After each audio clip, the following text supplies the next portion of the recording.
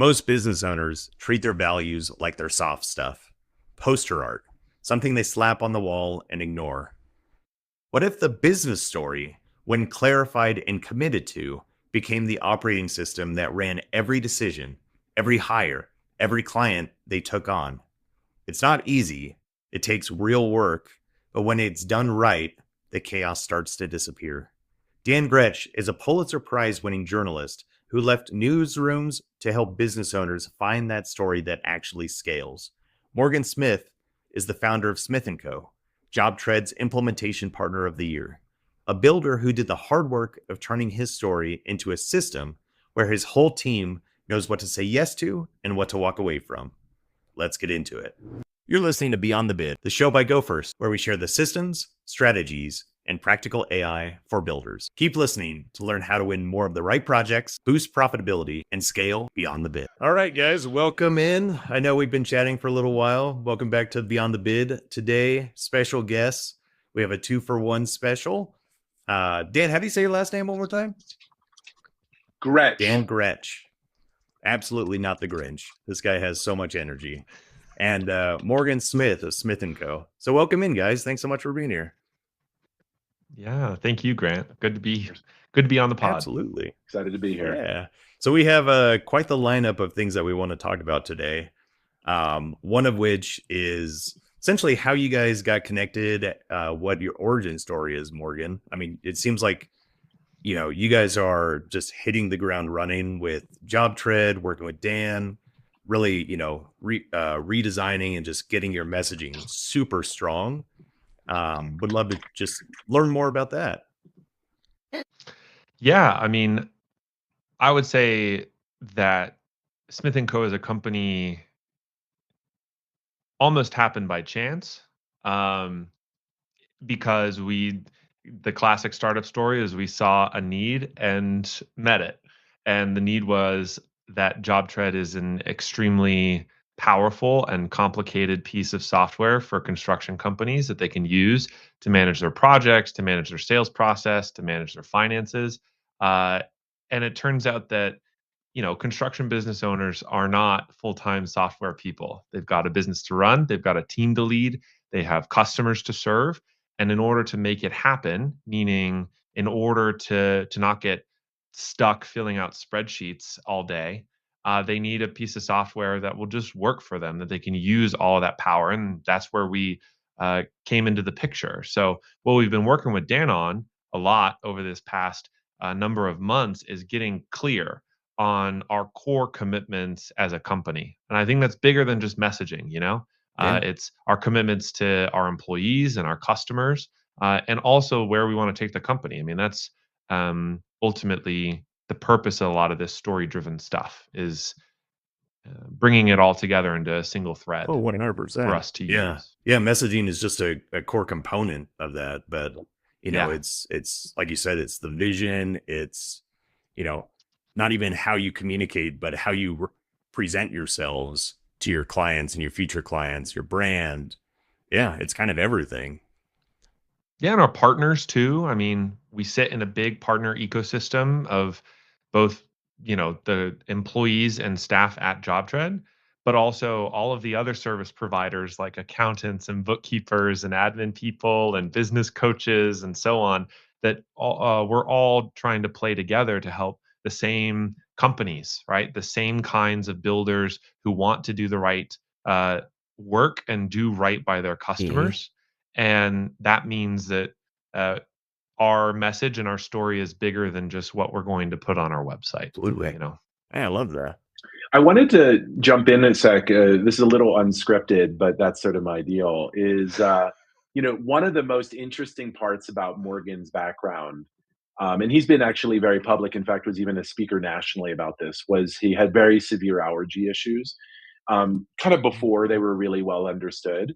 And I am quite convinced that Morgan is the businessman that he is, the communicator that he has become, in part through the formative experience of managing and having to speak up for himself as a young man, as a child, really, about these really severe allergies, and then becoming an advocate on behalf of others who are struggling with the same. And I'm just curious, Morgan, when you look at like what you do, so you're like an integrator. You like take um, business and processes, and you then integrate it with JobTread implementation, right? Mhm. Which is a combination of technical prowess with strategic insight. But it strikes me, it's almost ultimately like at its core, like a communications, right? JobTread is a communications tool, and you're translating and speaking on behalf of these clients through JobTread. And there's some like thread, I think, between that and like being a speaker nationally and an advocate nationally. Yeah, man. I mean, really young age getting up on stage and doing stuff. But more importantly, I think when someone is trying to build a construction firm and they want to do right by their customers, and there's so many moving pieces.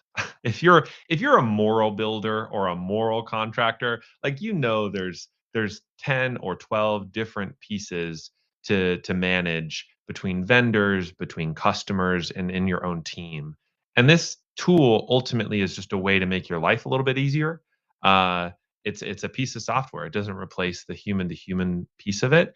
But yes, I think Dan is right in that when we're approaching these problems, or when I'm approaching these problems, a lot of it is figuring out what goes where and how is it supposed to flow. That is the crux of building a really great company, I think, or a really well run Yeah. company, is a great communication. I was listening to a separate podcast yesterday, Contractor Evolution, if you guys know that one. I do. And one of the guests was talking about how in business there's really only four things you can sell: products, programs, processes, and people, or really four things that can Mm, differentiate you. The first three will always be commodities, though, meaning that they can always be replicated, but your people can never actually be replicated. And I think it's such an important part what you guys are talking about with, JobTread being such a powerful platform as it is. It still takes mhm. so much to get your team on board and to actually, show them the value that the tool and the platform can provide for them.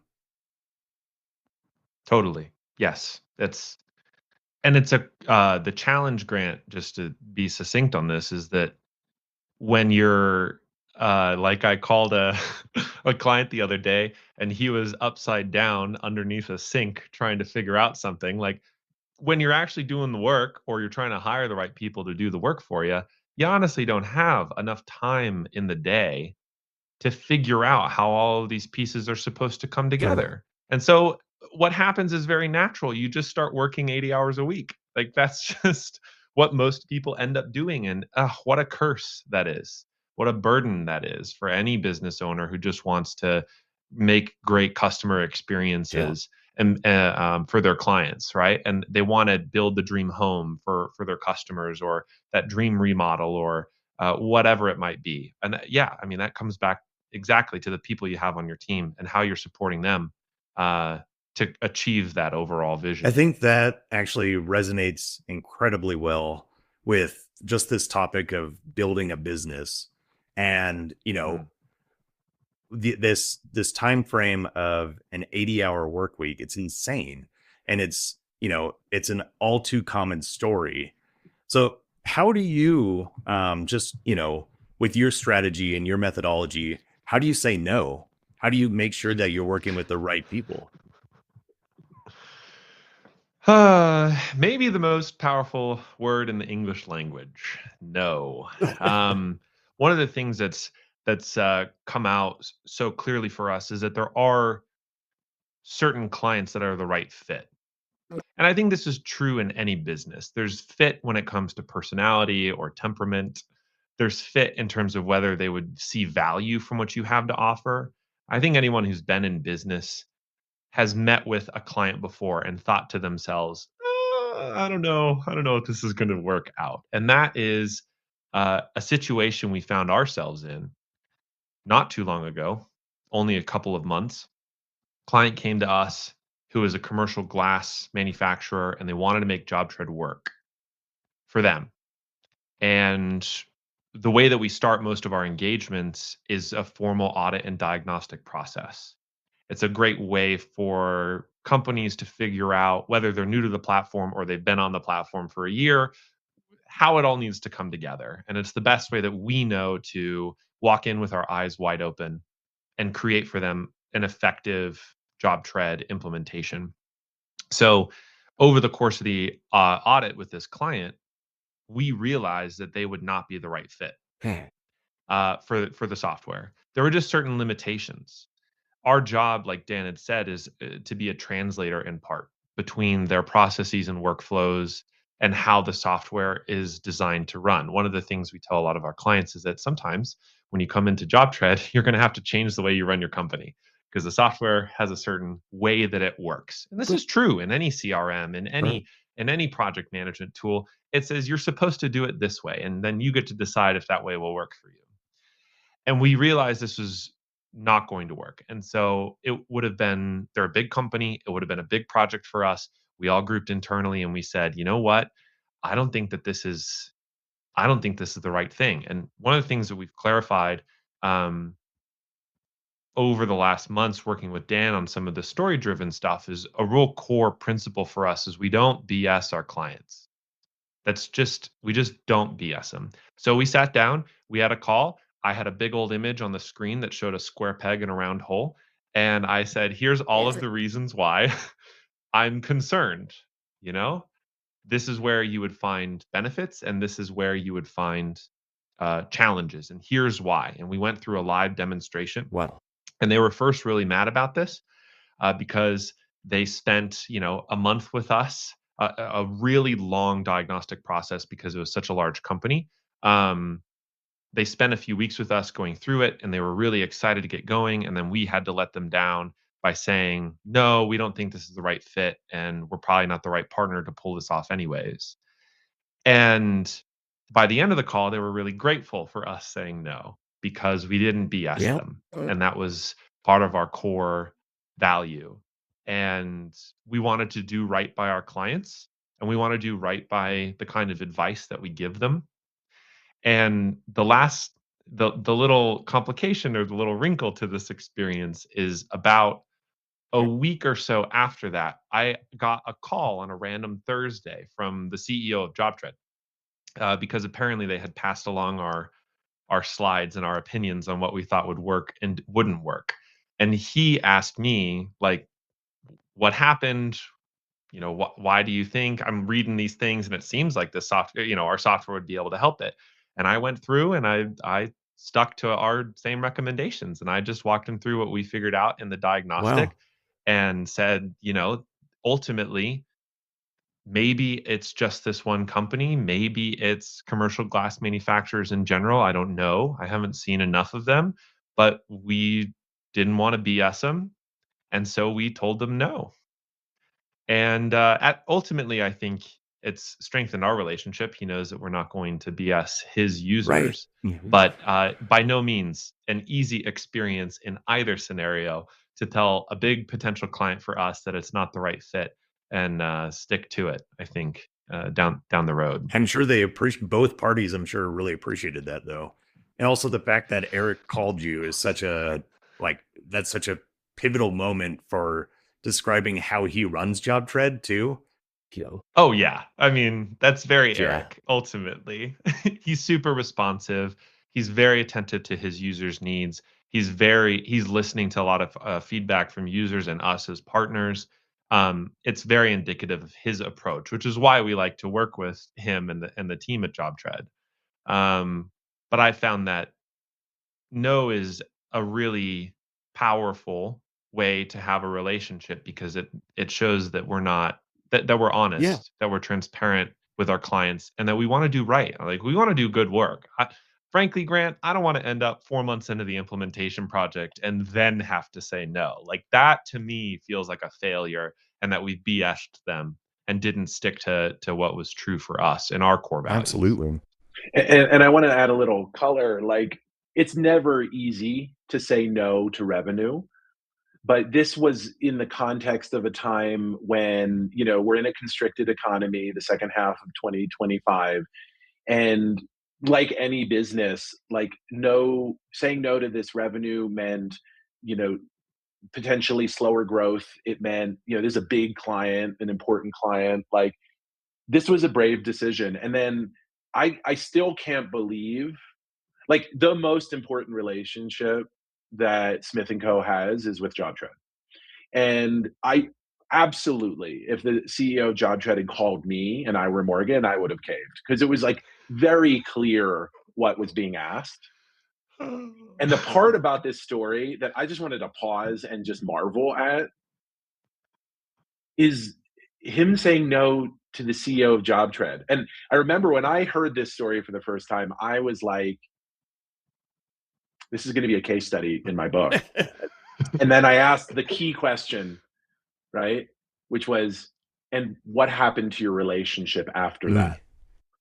Right? Because, like, we think when we're in a fear based place that Eric would be mad. And what Morgan said is two words. He said three words. He said it strengthened it. So that's like the lesson, right? And so I just want to pull back for a sec and like just like talk about the mechanics of what we're happening here. So the key here is the core value is we don't BS our clients. Where does that come from? In part, it comes from being a kid who had to stand up for himself, like at an age that is like way younger. He had to grow up really young with these allergies, and he had to like tell stewardesses and airplane, you know, flight attendants on airplanes and teachers that like literally that peanut could kill me, right? And like he had to like advocate for himself in a way that no parent could possibly be in all places at all times for. And then doing that at the national level and always with this value of I don't BS. And then like he carried that into the business and then he followed through with it and made the hardest decisions imaginable honoring that. And then what it did is it created a stronger company because it like avoided all of the misfit time that his team would have spent when a bad yes. It also strengthened his relationship with his most important partner. And it, I think, cemented, you know, how his team feels and looks about him. I guarantee you they were all petrified about this new client. And I'm sure some of that was expressed to Morgan, and Morgan took the brave decision to put team first. I love that. And then there's also like other core values that are about like first, you know, putting them ahead of the clients, right? And so it all just like creates this like really beautiful, consistent web from childhood influence to how you behave today to the core values you articulate, why they're your core values, and then how you live them both with your team and with your clients. It's just that's what it means to be a story-driven business. Amazing, amazing. So Dan, let's dive into that. Morgan is amazing. That's why we're on. Yeah, I'm just the you know, color commentator. This guy is the real deal. We'd love to learn a little bit more about that, though. The story driven method, is that something that, you know, it like being a methodology? I imagine it's a framework. It's something that, you know, it's not something that you just implement overnight or learn overnight, right? So being able to, Morgan, your childhood story of how you were able to overcome those incredibly, probably at time intense situations, and then take those skill sets and adapt them into your business today, where, you know, you've learned, you at an early age, you learned to say no to, like Dan said, the flight attendants who are trying to give you, you know, pretzels or whatever it was. Then you adapt that same situation to today where you're trying to grow this, you know, this blossoming business. So you've asked me to present a framework. Like I can immediately hear people putting this on pause. Like this is like the eat your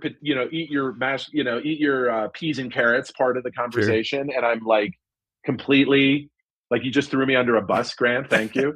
It's coming. It's like, how do I do this and not bore the shit out of your audience? And so here I'm going to do two things. One is I'm going to make it really simple. And two, I'm going to try to use the language of building. Love it. Right? Because in the end, we're all business. We're builders. We're moral builders. We're business builders. Right? And so building.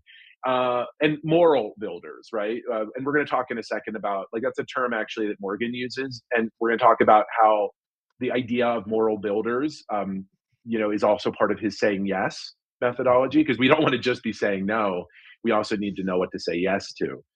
Um, so, so the bottom line is, I think the best way for me to articulate my philosophy and approach and methodology, the one that I've worked on with Morgan, and which I, believe will contribute to his long-term success, is foundation building. So you're building a house, you need a solid foundation. What is the foundation of the house? And there's a lot of different theories out there, right? Um, to me, there's only two answers, which is purpose and profit. Mm. You need purpose.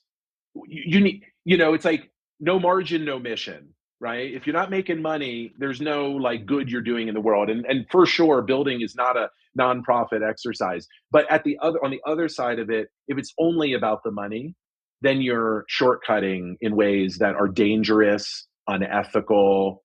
You're just not honestly contributing to one of the most fundamental things in the world, which is having a safe and comfortable home to live in. And like, I lived in Miami and I saw a lot of unethical builders. I was 5 blocks from the Surfside building collapse. I can still smell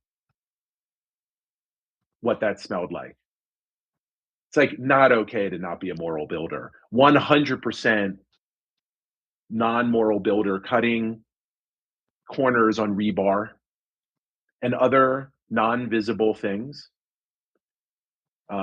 cutting corners from the city inspectors who weren't on their game. Like, people died in my daughter's school because of non-moral building. So it's like, just like, not okay to not do this right, but it's expensive to do it right. It's more expensive.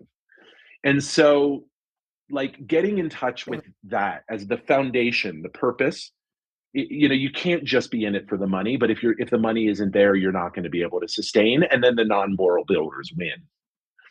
So they're at kind of at an advantage because they get to cut corners and they get to cheat, lie, and you're also competing with them, and your clients are suffering from them, right? Like, these are the guys who have been lying to them, that have caused all the trauma that they come to you with. Like, every client I work with has PTSD, right? And they have PTSD from the non-moral builders, or just the really, incompetent ones that they've been working with in the past. And they all have like first wives, and you're now on a date and this person is really burned.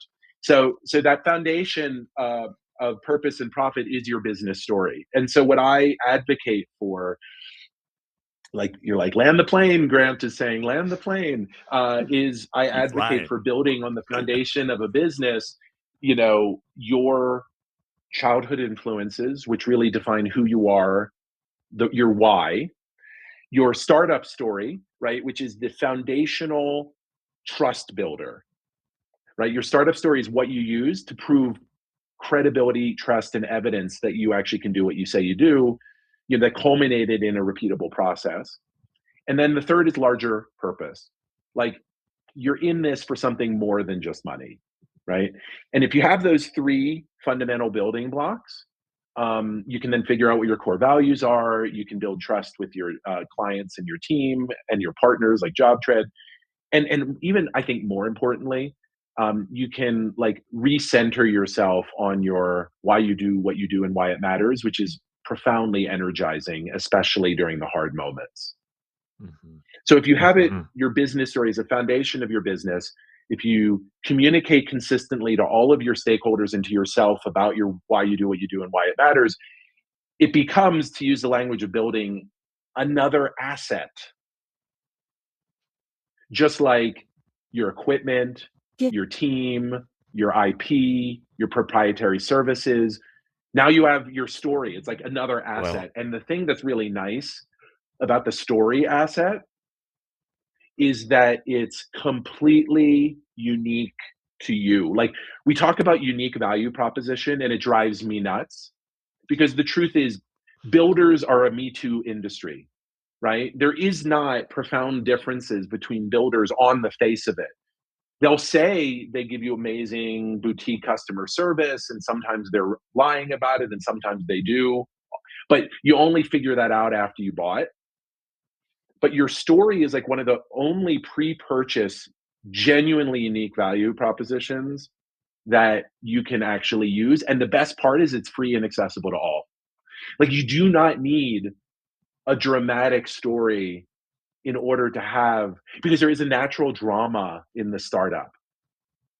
Like, the startup is by nature an entrepreneurial leap, and people, one of my favorite examples of like, don't think your story isn't dramatic. It is one of the best examples that I use in my book is about a company that was founded on a kitchen table. Like, boring. I mean, that's not interesting. Like fake sunflowers in the background. Like, this is not freaking like the made for TV movie would have to like come up with something better than this. But they used that kitchen table and they built the most beautiful business. And they took the freaking kitchen table and they stuck it into a conference room as a museum piece. Oh, cool. With a photo that they snapped from that day. You don't need something like dramatic. You just need to document it and then use it as an asset for growth. And it's like, I'm just on fire with this idea to bring this to the world. And guess who my favorite people to work with? It's the dirt under the fingernails people. Because they're the ones who are suffering the most. Like home services, also the keyboard warriors, those IT guys who just like pounded away, the technicians of the world that build our world, whether it's software or hardware. Like, those are my people because they're so real. They're so authentic. Truly. And so we're like, you have this amazing story. Use it. Mm-hmm. Wow. Morgan, before we even started recording, you said one of the reasons why you love working with Dan so much is he has the sauce. After hearing that, he's got the whole like refrigerator like that. That is dialed in, man. I love that. You got mustard and ketchup. You got the mayo. You've got the strange kimchi stuff. Like the whole thing is there. And actually, what's interesting on this, if I may, is to me there's a lot of raw material that I had a lot of raw material. I kind of knew what I wanted to talk about. We had talked about not BSing our clients as something internal, as something we would reference or something I would say from time to time. But when you get clear and articulate it and condense it into that foundation of purpose and profit, running a business gets a whole lot easier because it becomes clear, like what I said, what you say no to, what you say yes to, where you want to put that focus and how you want to talk about what you do with others. And that's a lot of the benefit that I see from this, that the whole team now is all on the same page. Like it's not Morgan's brain, or this is what Morgan says, or that's important lineage and tradition in any company to have those stories of myth. But now it's, this is what we do at Smith & Co. This is how we think about servicing our clients as a company. And everyone's bought into that. That's really, really hard to do, Grant, if it's stuck in your brain or if you only have the raw materials at your disposal, which is why I think Dan's got the sauce. Absolutely. Because wow, you hear it from him. 100%. Just being able to, I've actually never, associated stories as assets, but hearing you speak, Dan, it makes perfect sense. And it makes me kind of sad that, people in our space don't share those stories more frequently. I remodeled the upstairs of this house last year, and, I made the mistake of throwing on word of mouth for Collins, who, what remodelers do you guys like working with? And in 48 hours, I had 200 direct messages that were telling the same thing. There was barely any differentiator there. Most of the time, their differentiator was a free estimate. which mean I would have a stranger in my house. You know? So when it's interesting, yeah. I don't mean to cut you out, Grant, but like in our perspective, what's fascinating about that is there's the external story that you, the customer, see. And then there's the internal reality of running a company like that, which is the curse of working 60 to 80 hours competing on the merits of a free estimate, right? And sacrificing that time with your family as the builder and getting bogged down in just putting together another schedule or another estimate. Like as much as this is all external, it's also deeply internal to the team that you are trying to build or the kind of company that you're trying to construct. If you, like Dan has pointed out, are someone who is committed to building something right for the customers and raising the bar on the industry, it's more than just getting customers in the door. It's servicing them well, servicing them well. Absolutely. Yeah, I wanna pipe in here. It is with a mix of excitement and frustration that I see this incredible asset completely underutilized by pretty much every small business, um, and particularly the trades, builders, in particular, home services more broadly. Um, I will tell you this, they are story driven usually when it comes to the sales process. Like when you talk to them, you feel in a good builder, you feel like immensely confident and comfortable with them. Like they just exude combination of experience, expertise, and trustworthiness. The good ones, the moral ones. So all I'm trying to do is like, dude, like it's there, right? It's been there. It's who you are. Um, use it. Use it as a strategic growth asset and as a magnet to attract your ideal customer and to repel the others. Like, we're going to talk in a second about saying yes, but like what Morgan is using his core values and I would argue just his story to do is to repel bad customers and attract good ones. And I want to, you know, tell a story very quickly because I sometimes think I tend to oversell this idea. Like, is your story enough to win? No.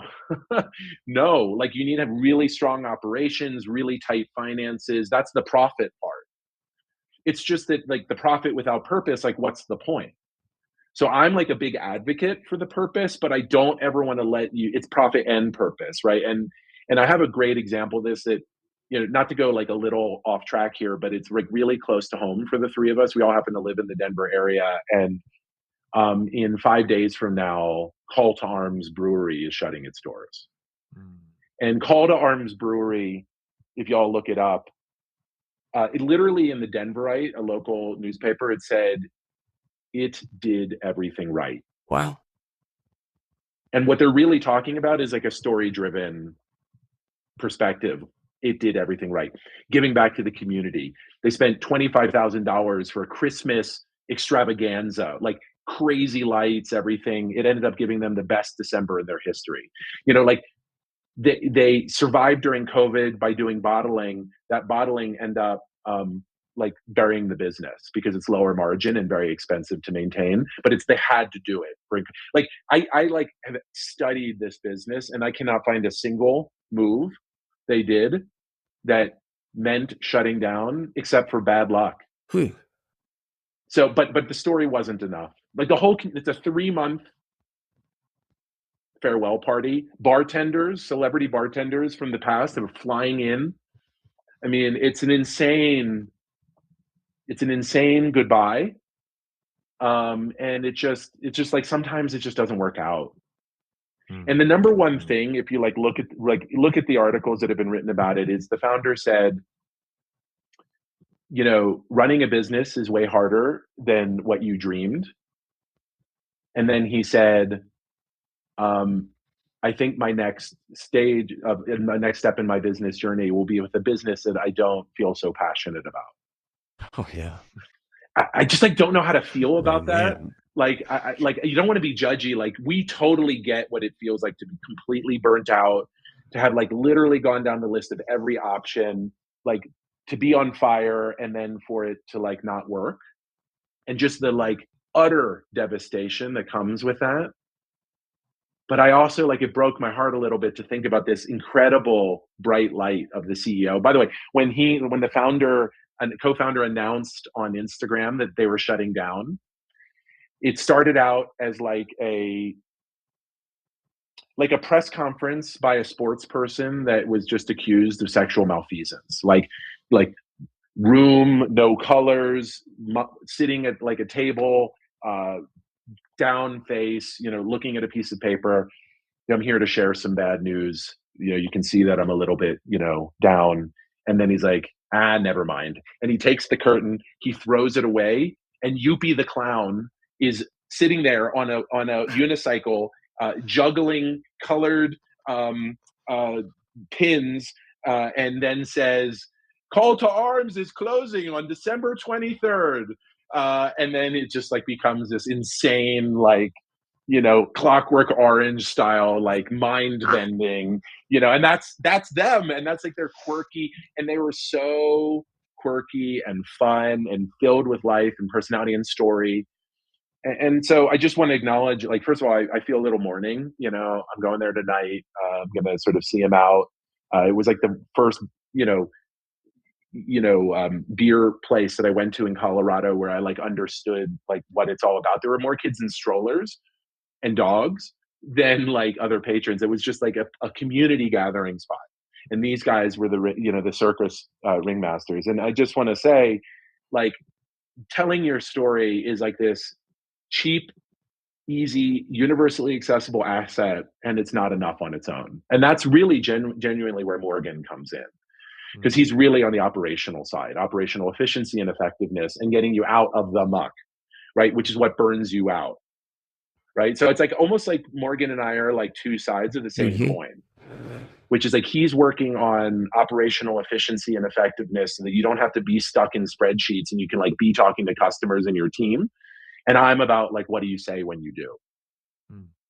Amazing. Yeah.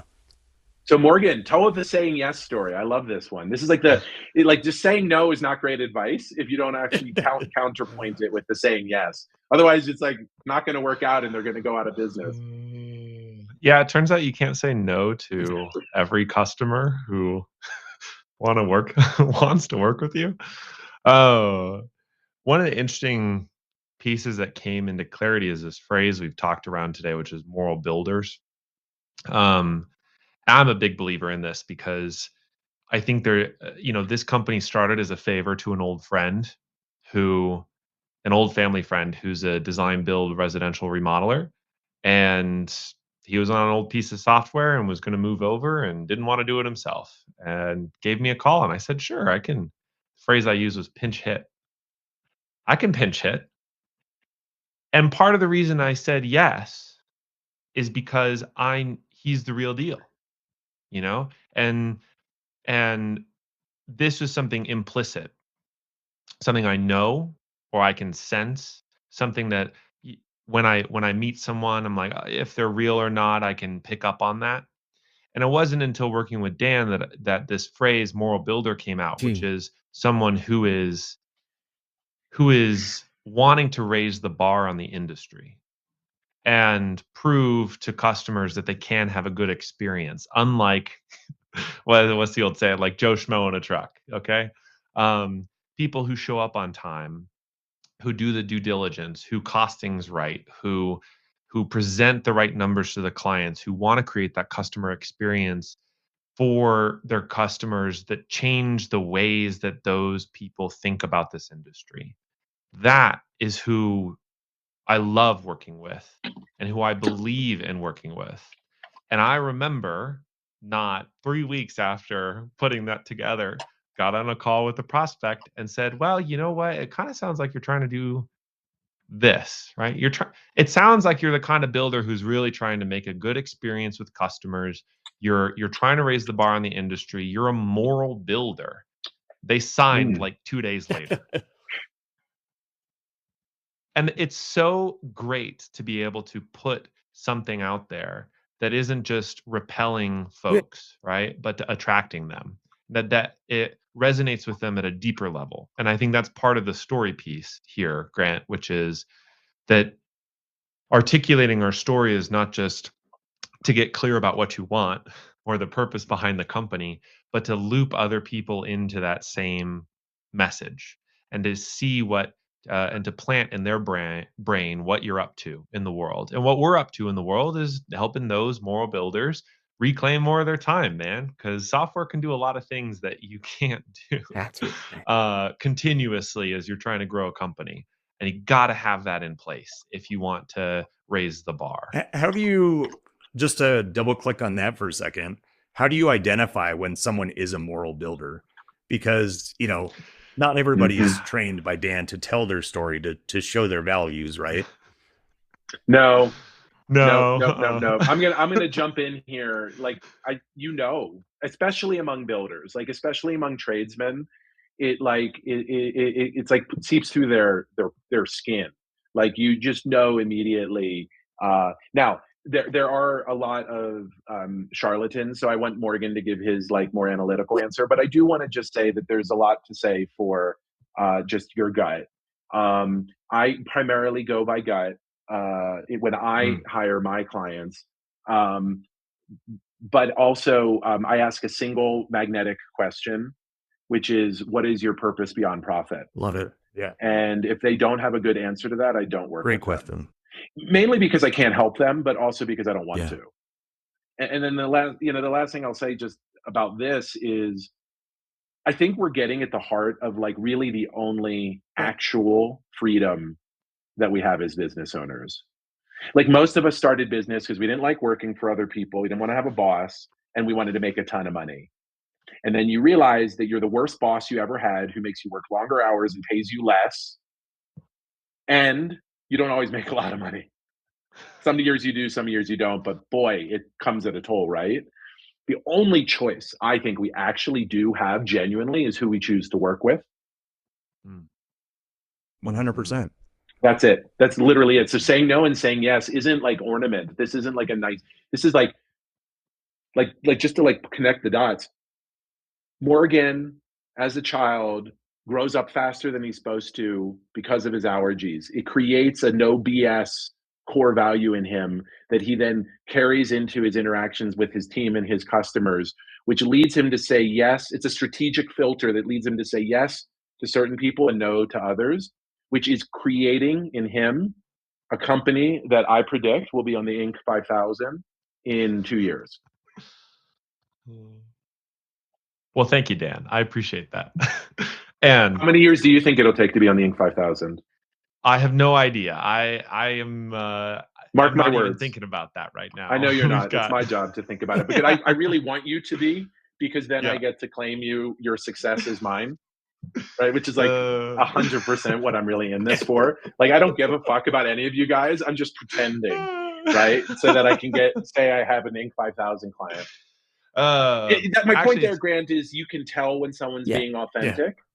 And then there are genuinely like charlatans and liars, and that'll come out pretty fast. But shame on them if they're good at fooling you. But generally, authenticity is hard to fake, and purpose is hard to manufacture. So, Morgan, just before you get into like the operational side or the more analytical side of that, I guess talking about an 80-hour work week, going back to that point, when you are kind of, I hate to say, but like it's not a bottleneck. I don't know what the right word is, but basically where, your gut is the only one that you're listening to, or the only one that you're, that's telling me which way to move in. How do you replicate that? How do you teach someone who you're working with, who's on your team? What are some of the indicators to look for? That's such a good question. And it's actually, I think, the heart of developing any meaningful sales process in a company. When you're translating an owner or someone who has a clear vision of who you're supposed to work with, translating that to your team is not what questions do you ask to qualify as a potential client. It's what are the indicators that this client is a good fit or a poor fit. So one of the things that I think of deeply is one of our criteria for good fit clients that we're very explicit about is something we call a collaborative mindset. And it's part of the ways that we qualify clients anyways. But the indicators that we look for is, are they going to treat us as a vendor or as a partner? And in our world, where we're software implementation consultants, not a particularly sexy business to hire in, there is a distinctive difference that you can pick up in the first 30 minutes of a conversation of someone on the other end of the line. Are they going to treat you as a vendor or as a partner? And if we don't see that collaborative mindset, they're not a good fit for us. That's the short of it. You Perfect. know, if they're bringing us in to do a little one-off, and they'll use language cues around this, right? This is how you translate this and what you teach is partly listening for specific phrases or tones or perspectives, and that is back to uh, this intuition, turning it from implicit to explicit, is listening for, oh, well, I'm really just looking for X. And what is X? Well, I really just want somebody to fix this, or can you do this for me? Or, there's all of these little turns of phrase, which doesn't necessarily mean they're an immoral builder. But when you start stacking up the collaborative mindset with whether they have systems in place or a desire to put those systems in place, whether the owner is directly involved in this conversation, or whether, especially at certain sizes, or whether they've sort of pawned this off on an Alphys admin to For figure out, sure. all of these things start to like stack up together, where when you have enough repetitions listening to these different clients and having some client engagements go sideways, it's really, really straightforward to find moral builders, because our sales methodology that we've developed is designed to screen out those who we don't think are the right fit for our services for a lot of different reasons. It could be the wrong time, they're too small, they're not exactly in the right place for the best way that we can help, and there might be somebody else in the JobTread ecosystem who can. But what is so fascinating is when we work with a client who passes, let's say, with flying colors, all of the indicators that we're looking for, if they have systems in place, even if that means it's manila folders and a blackboard, the owner is involved, they have the collaborative mindset, they're really wanting to make JobTread work for their team, but it's a lot of extra work for them, and they want to make it happen. Like, this isn't a nice to have for them. They know the consequence of installing a new piece of project management software in their Yeah. business. Every single one of them are moral builders. Every single one of them. So it is, as much as it's like uh, stacking up some of these implicit and to explicit criteria, it's also getting really clear for us on like the past customers that we worked with, what were the things that they shared that we noticed in their companies that made them great clients for us.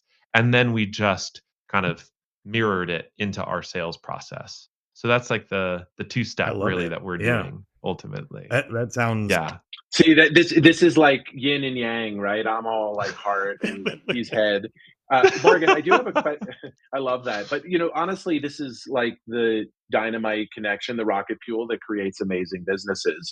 Is you want head and heart. And Morgan, I'm curious. Do you have like a magnetic question, like one that you use? Like I did mm-hmm. profit. Do you have a purpose beyond profit that helps with that qualification, like at the front? Because what you described is really smart and true, but also like requires continuous attention and a bit of work.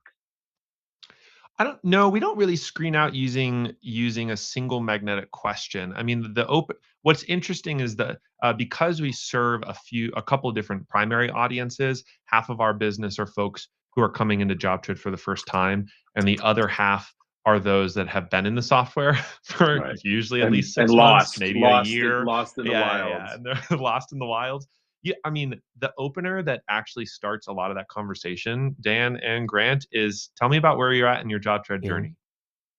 And that is like it's a softball, and it opens up the most interesting responses, because you can immediately start to suss out what went wrong or what's going to go wrong. And yeah, it's more of a consistent attentiveness and why that it we went have. wrong, which is really, Yeah. it's not just the what, but the why, like why Yeah. it went wrong. That how are they thinking about the software, and who has been helping them in the past to get into this mess. You Yeah. know, because I And think it's the what you could work with if they're moral. The why gets to the moral. Like, why did they get into this trouble, and how do they think about the problem, and are they essentially looking for you to like solve their business while they Yeah. just, you know, we've had a few of those. We screen those out. Yeah. Yeah.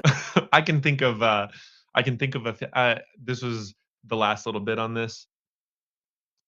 We had a really funny sales conversation. I did. This must have been 3 or 4 months ago, where a guy wanted to bring us into his company so he could automate more, so he could fire the staff that he currently has. And I thought to myself, yeah, that's probably not the right fit for our kind of He's work. gotten too many AI commercials on Instagram. Yeah, exactly. Yeah, I think so, man. I'm like, look, if we're not on the same page, some of these core values that I know we're about to talk through, like if we're not on the same page when it comes to how we treat our employees and our teams and the kinds of companies we're trying to build, it's going to be a really tough working relationship because we're not a one-off. We're not a vendor you just bring in like a freelancer on Yeah. Upwork and write a little bit of code and customize it. Like most of the time, we're working with our clients for 3 or 4 or more months at a time, helping them adopt and implement these systems so that they can reclaim more of their time. And that is not a lightweight engagement, ultimately. It's very deep. wait, Grant, I got to jump Another in here, man. company. Oh, Sorry, go ahead, Dane. I please hold that thought, but I don't want to lose this. We found your magnetic question, Morgan, and you actually said it, but it's the follow up that's the magnet. So the first question is like, tell me where you are on the Mhm. JobTread journey. I love that. It's open. It's very open ended. And then I think the next question is the key. Why are you here? Like, Mhm. why are you in that spot? Mhm. Like, what, another way to ask it a little more directly is, what did you contribute to the situation? Yeah. And if they answer that question in a certain way, cross off the list. If they don't take ownership of their piece of it, cross them off the list. They may be a moral builder, but they're an asshole. So there's also the no assholes rule.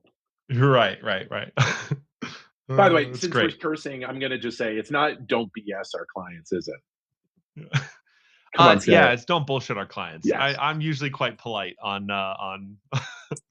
podcast, He'll beep Grant. it I don't out. know Don't No, if we worry. we have won't. a I don't do that. Come okay. on, these are builders. Yeah. Don't fucking bullshit your Yeah. clients. Yeah, That's okay, right. great. Um, Morgan, I was going to ask you, Cool. there's another company that I've kind of followed called Systemology. Another contractor evolution Yes. guest, I guess. And the guy who headed this company, he always talks about how important it is to have like a systems champion when you're in construction. You might not be that person being the owner operator, but having somebody who's leading change, specifically with software, is that one of the indicators that you have looked at in the past of it? They're our favorite Yeah. clients. We don't have anything like externally facing because it just depends on the situation. But we do internally offer something called champion support, and that's what we call Nice. it, because they're in, especially as companies get beyond their first usually 5 to 8 employees, you need that systems champion. And it's someone who's like an office manager, but a little more integrated into an operations leadership role. And the reason we love working with them is that they have the authority to make decisions. And ultimately, the challenge of any owner is delegating those decisions to the right person. But when you have the right person in seat and they are equipped to do so, bringing in an outside implementation company is very easy because we're able to work with the champion and be like, do this, don't do this. How can we best help? We don't even have to do everything for them. We do plenty of done for you work. Oftentimes, when we work with champions, Grant, they're doing half the work anyways. And then they come back to us kind of like doing an assignment at school and they say, did I do it right? And we say, yes, you did a great job. Let's go on to the next one. So, yeah, so having a systems champion is crucial to getting beyond those valleys of death, Yeah. right? Like 2 million is a huge valley of death for construction companies in gross. Uh, 5 to 8, depending upon what you're doing, like 5 probably more on the remodel side, 8 like more on the new build side. That's a huge valley of death, and 15 after that is a huge as well. And I think at every point, it's not upgrading necessarily the software, it's upgrading the systems, and software is a part of the That's right. answer to how you're going to accomplish that. That's exactly right. So we've covered a lot so far, but one thing that we talked about is how you find the right clients, like, how you identify moral builders. How do you identify the people that you want to actually spend time finding moral builders with? Dude, can I take it? I want to take this one because this is like by Go for it, Dan. communicating your story. Yeah. By communicating your story. Your story is why you do what you do and why it matters. And like, I think we can take this one pretty quick. Like, if you do that consistently, always like customizing it to the questions and the needs of the audience. Like, they're the hero, you're the mentor, you're the guide. But bottom line is, by communicating why you do what you do and why it matters, and being consistent across that. And if they ask someone on your team, why do you do what you do and why it matters, they have the same answer. And if you look on, your website or your social media, it's the same idea expressed there too. Like, if you're consistent with that, that pretty much is a shortcut to liking and trusting, which is the full foundation of customer acquisition. The strongest asset I've ever developed was got a revision after working through this story stuff. I put together a document, it's rather long, that's called Working with Morgan, then Unofficial Guide. And anytime I posted a job, I would attach it. Oh, wow. I said, if you want to know what it's like working with me, here's what it's like. And what that details is my style, right? What do I expect from the people that I work with? And not I expect a high level of professional standards, or, no, I really specific. Like, I do not care. This is written. I do not care whether you work 9 a.m. to 5 p.m. I will be deeply concerned if you fall behind on the promises that you've made me. Like, that's the kind of language in that. So when the story pieces have come into clarity, it's so easy to modify a document like that, which is, hey, this is what it's like to work with me. This is my rhythm. This is what I do on a week to week. Here's the things that I expect. And also, here's the reason that this is a great place to work, right? Like, the story piece is where it moves beyond repelling or attracting customers, and it moves into building a culture around a certain set of behaviors. We talk about values as behaviors at Smith & Co. So a certain set of behaviors that we practice internally, uh, that people know walking in, oh, this is what I'm getting myself into. And it allows us to screen those candidates a lot easier, because we get to ask, oh, is this person, for example, going to be a family first kind of candidate? Is this person going to be someone who's going to play as one team, or who is a manager of one? Like, these are these behavior values that we've articulated internally that we use in the screening process, that's actually really essential to the story that we've built as a company, that is expressed externally to our partners and also internally. Good job, man. It reminds me a lot of one of my favorite companies is one called Supered. They're a HubSpot ecosystem partner. And they have their core values all over the place. But they actually have a YouTube playlist where they talk about not just their value, being some arbitrary thing on a wall, but actually like how they live it and breathe it on a daily. Like, one of their values is around communication. And so one of the tactics is bluff. Every internal email that they write, they use a progressive bullet format that starts with a bottom line up front, because they understood that nobody wants to spend time on an email. And so if you have that ingrained, you're and everyone knows what to look for, it's a much better way of communicating internally, and then of course getting your clients to adopt that too. But I love Right. I think it's cool. I mean, that's like one of our core values that we practice is family first. This, I mean, I can talk about family first and play as one team. Um, Family first is a deep commitment from us that family always comes first. And w- and what that means is that if someone has to hop off a call early, so be it. If that means they have to reschedule work with clients, so be it. When we've had so many folks come from previous companies that were not family first, and they would often ask things to me like, or in a team call of some kind, like, "Hey, I'm thinking, my son, we normally do this thing around the holidays. That means I'm gonna, take off Thursday and Friday this year. I hope that's okay." There's a lot of hemming and hawing around it.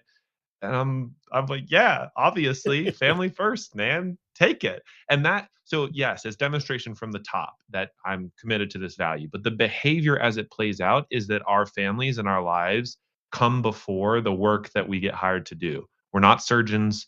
We're not trying to save lives. One of our most famous slides in a client onboarding deck that our managing director has is that we don't take emergency calls because there's very, very few emergencies around software. Like, we'll get to it, we'll fix it, but we're not on call. Like, we're not a surgeon.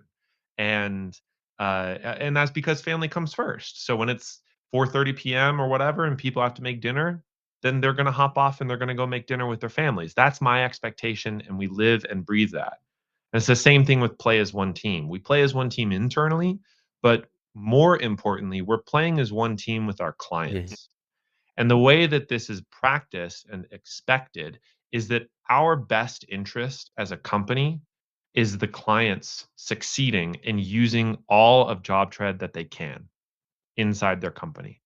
And if that means, like I tell our clients, that that takes us a couple of extra calls or a few extra hours or whatever else, that's fine. Everything we do is fixed price, fixed scope. So if that means more work for us to get them to the finish line, then that's part of the deal. We play as one team. We're not sending them on a round robin, but nobody's not, there's responsibility being taken. You don't just get ping ponged around someone at a consulting firm trying to get an answer and pulling your hair out, which is the normal experience. Um, Instead, we're playing as one team internally with our client and with our clients so that when they ask a question, they get an answer because we don't bullshit them.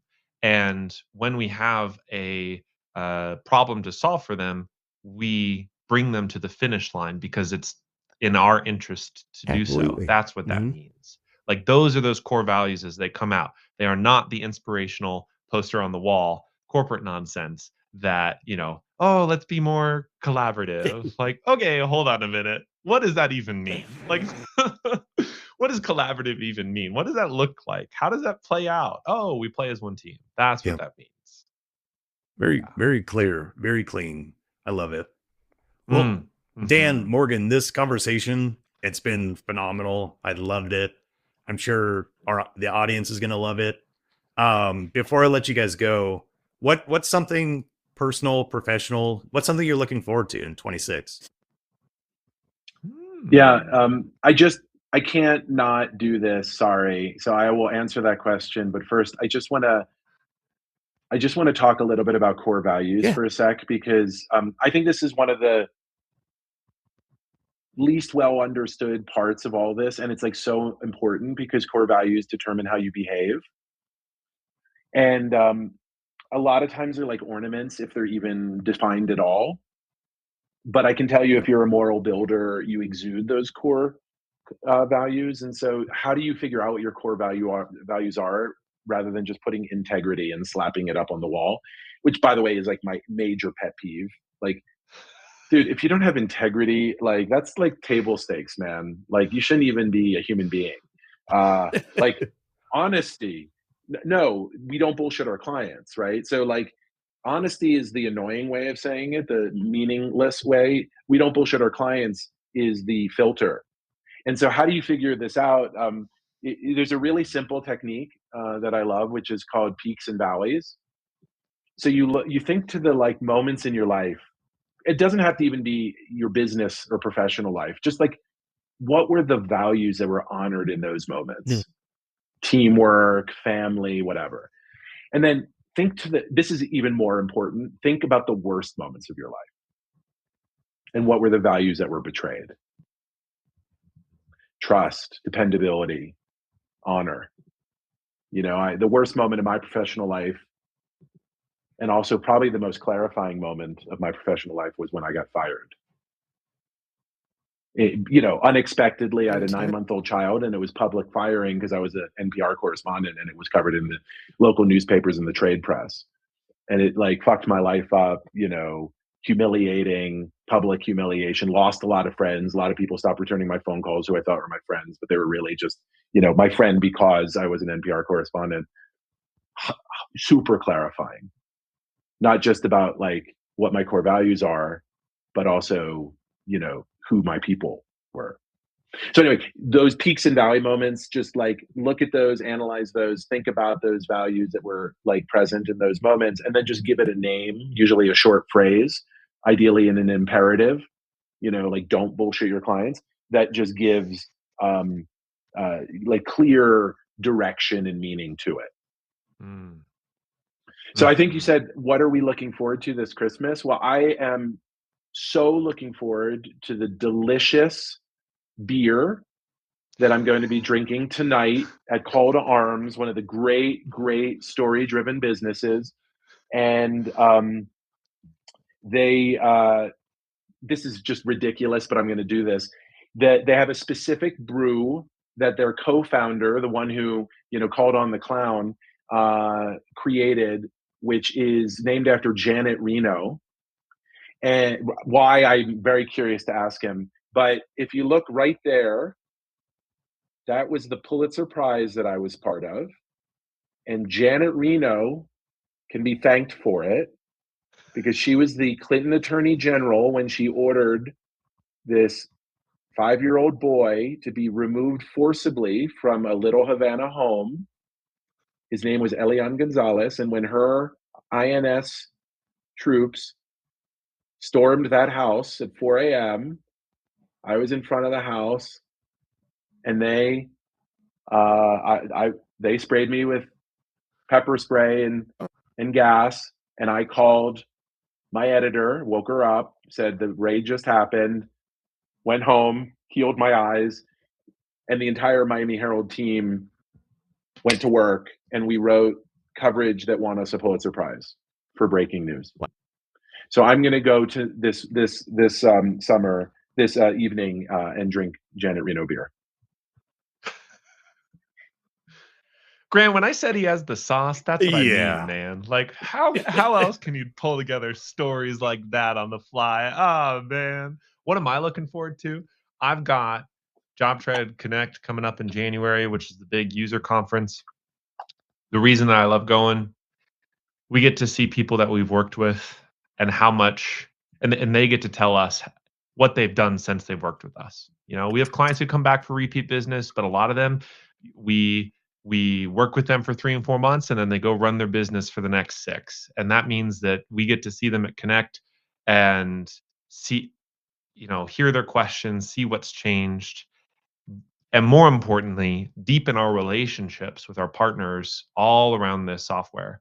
And that means bookkeeping partners. It means partners who are customer success managers who are doing their best to serve clients themselves, the leadership team at JobTread. It's going to be a blast.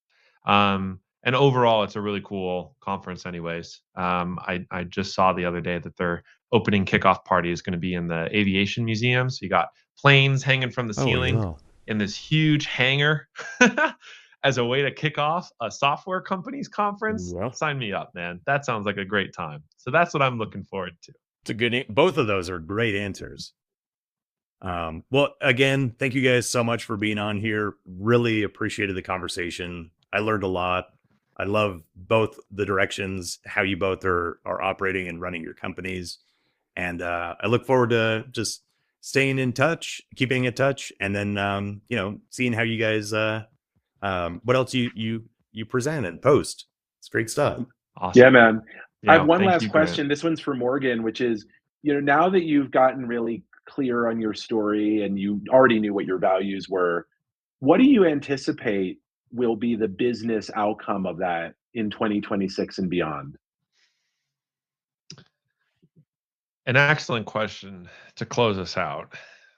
I honestly think that there is a big difference between flying a plane without any seats in it and flying a plane with a lot of seats in it.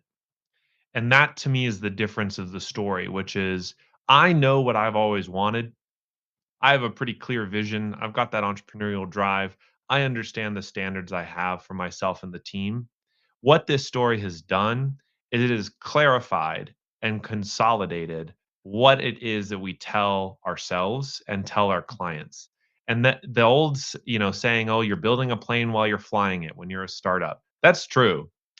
The good news is we've got wings, we've got the cockpit, we've got the windows on, the engines are firing, we're in the middle of the air. And the difference before and after this kind of story driven framework is that we didn't have any seats, and now we do.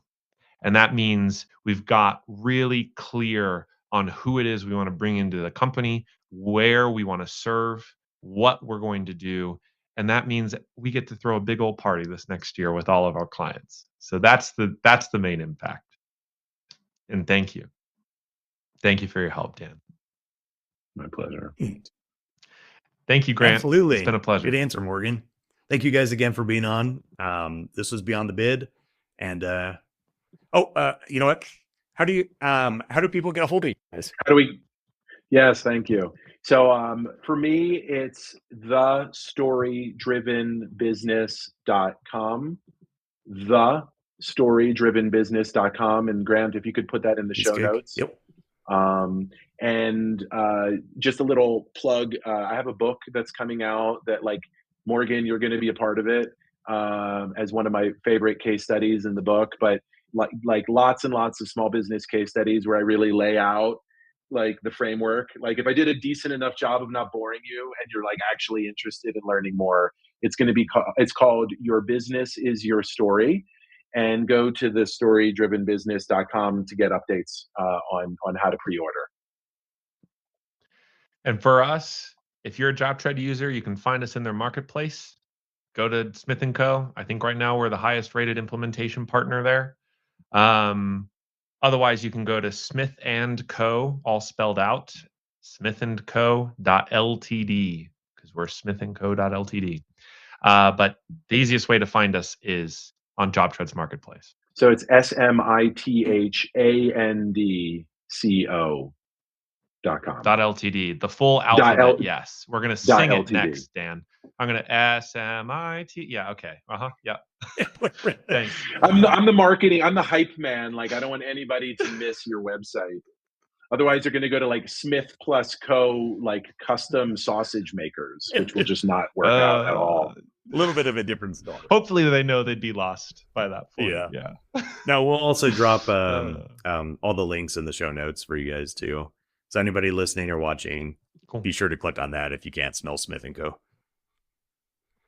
But thank you guys again, and happy holidays. Thanks. You as well. Bye. All right, I got to hop to a client call. This has been fascinating. This has been phenomenal. Thank you for your time. I got to go. Absolutely. All right. I'll see you guys at beer in a month. Happy holidays, guys. Sounds good. Bye. Look, my entire mission with this series is to see talented builders and business owners stop getting run over by operational chaos and to actually start building the business they deserve. If this episode gave you even one tool or 1% of a tool to fight back, please share it with a fellow builder. Help me spread the word. That is all I ask. So make sure you subscribe so you're ready for the next one. Until then, systems scale your success.